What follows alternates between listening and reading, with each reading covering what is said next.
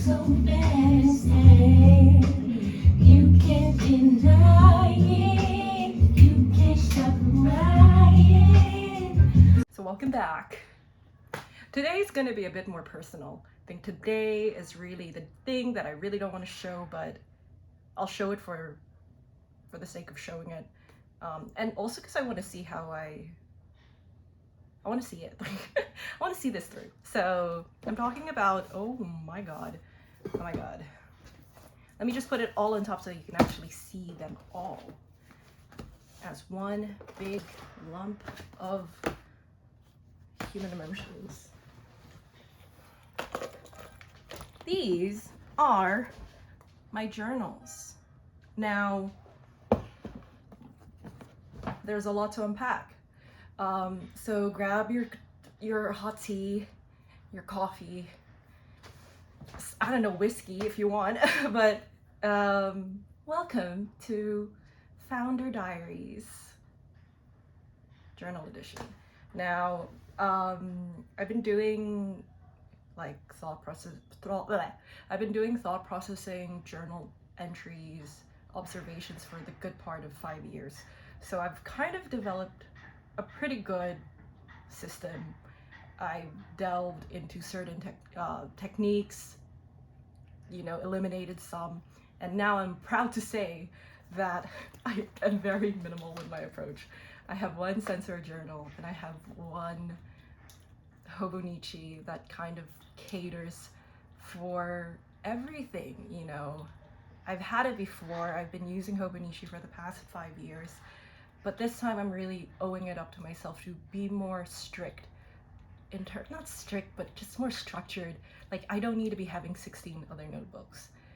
It's nice to have, but for the main part, I have the creative outlet, which is Senseware, and just even like the skeleton of my brain.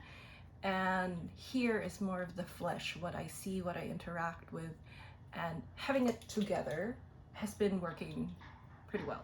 So, and it's funny, this is how I also first got into it. So I first got into journaling back in 2020 because, being a girl on the internet and seeing her favorite creatives, I stumbled across I think TikTok's Hobonichi trend. And so I was so obsessed with the stationery, all of these cute little things, and I was like, girl, this girl gotta have one. So I have quite a lot. This is the first one I bought. This was back in 2020. Looks like that, and here you can kind of see that I was really going at it. I really found it cute to do all these cute stickers, and I just found it hella cute. And over time, I kind of evolved in ways that I was like, I got lazy with using it. I got more interested in this other notebook or this type of method. But specifically for Senseware was pretty simple because I was also just very avoidant with thinking for Senseware for the past 2 years that I was during those first 2 years of documentation. I remember buying this Midori notebook back in Sydney. It was my sister's wedding, and I wanted to own up to my indecisiveness. So at this point, I hadn't even started journaling. I was just kind of into stationery. Like, I never even finished notebooks back then. And so back in 2022, oh no, I was already journaling. Oh, so this is a bit different. So this was actually my start in journaling and developing creative thought and putting it into more physical realms, like putting it into the physical realm. So Senseware was this journal actually became my point of accountability for a lot of things to come.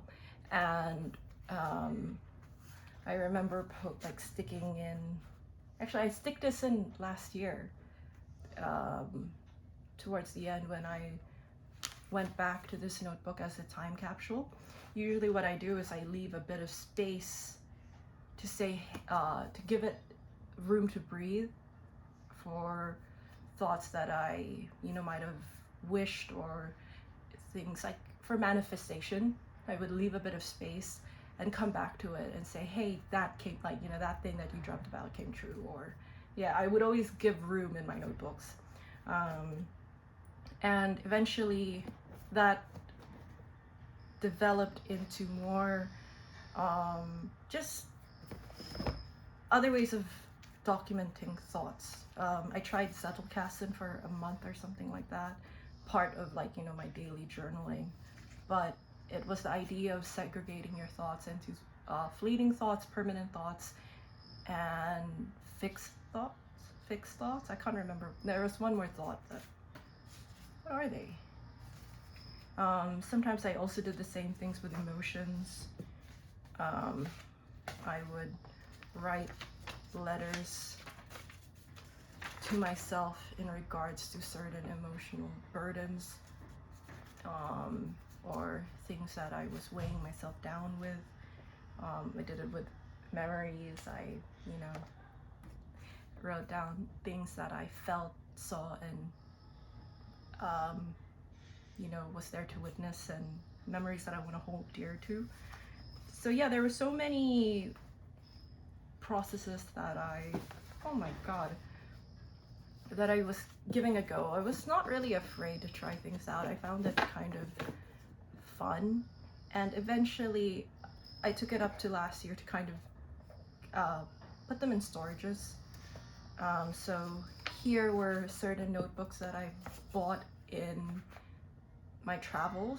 Sometimes what I would do is I would look for a very unique looking bookstore and buy the first cute notebook I saw, and that became the notebook of the trip. So I had done that when I was in Germany, Budapest and Copenhagen. I went to Germany. I was in like this town in Würzburg, and I bought a notebook, and it became the main observation, the physical observation, other than the photos I took. These were like what I, from the time that I woke up to the train transfers to the people I interacted with the coffee that I got. It kind of just evolved and evolved. Things, obviously, I'm human, that's for sure. And emotionally, you go through a lot. Like, there are some things where you don't have more structured approach. Sometimes structure is the thing that I can't really, how do I say, like, fuck with when it comes to certain emotional struggles. And so I had last year, because I went out there, I think I explored as much as I can in my personal life, and putting myself out there in my own personal life. So I had adapted a more messy approach. Like, it was, these two journals, I would definitely say, housed a lot of realistic human emotions. The rest were all just kind of what I saw, what I felt, what I saw, what I, kind of like the more visual approach. But these were very, very internalized, and I had very different, how do I explain, like, your girl was going through a lot. That's all I was gonna say. Like, I went through so much heartache, and in the sense, I needed to make it matter. I needed to make the chaos in me matter. I needed to make this mess matter, and eventually it helped. It makes you stronger as a person. You don't really see it while you're going through it, or while you are uncovering these emotions at depth, but eventually the way that you do something over time becomes useful to you. So what I mean to say was, it housed more than just my emotions. It also housed how I saw ways of therapy. Like, drawing people helped. God would. While I was in Paris, I felt a lot, saw a lot, and I also drew a lot, so that was really good. I was really into art and kind of painting back in October, September, and August. So I just remember just kind of backtracking on that period of my life. I was very creatively and artistically inclined. Now I'm more, I think, in terms of, I think I'm more forward with design this time around. It's not a bad thing. I just have phases where I pour my focus into one thing. But yeah, this blue journal saw a lot. I brought this everywhere, and it saw everything. I probably will never part with this or this. I think this was like very important because it dealt with the first of everything, and I found that pretty fun. So yeah, these are some of my ways of documenting my thought processes. It might, you know, may find, might struck a chord with you, might harmonize with you. You guys might also be into like stationery, into journaling. Actually, I don't know. There is a big community for sure. And yeah, I would love to know how you guys also document. Maybe I could also add another thing or two. Yeah, it also goes with books. I love jotting down my ideas, and sometimes the notebooks act as externalized discourses when it comes to certain philosophies I'm trying to maneuver and interweave. So those are also really interesting. So yeah, I want to hear more about it, and catch you later, alligator.